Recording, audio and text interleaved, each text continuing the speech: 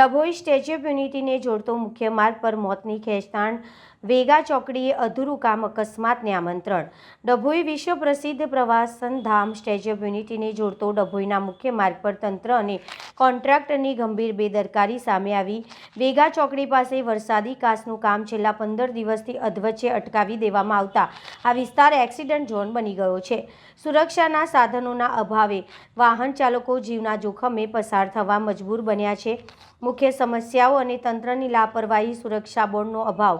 Contractor દ્વારા કામ તો બંધ કરી દેવાયું, પરંતુ ત્યાં કોઈપણ પ્રકારની રેલિંગ, સૂચના બોર્ડ કે રેડિયમ સ્ટીકર લગાવવામાં આવ્યા નથી। રાત્રિના સમયે અંધારામાં વાહન ચાલકોને ખાડાનો અંદાજ આવતો નથી, જેના કારણે વાહનો સીધા ખાડામાં ખાબકી રહ્યા છે।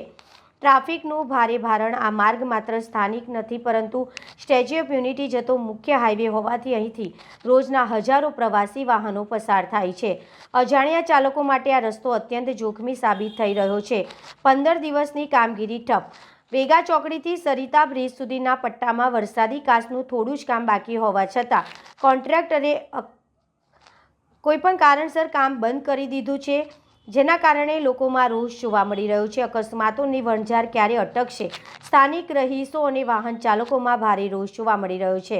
લોકોનું કહેવું છે કે વારંવાર અકસ્માતો થવા છતાં તંત્ર કેમ નિંદ્રામાં છે? શું કોઈ મોટી જાનહાનિ થાય તેની રાહ જોવાઈ રહી છે? વહેલી તકે આ કામ પૂર્ણ કરી સુરક્ષાની વ્યવસ્થા કરવી જોઈએ। નિષ્કર્ષ હાલ તો સ્થિતિ એવી છે કે વિકાસનું કામ વિનાશનું કારણ બની રહ્યું છે।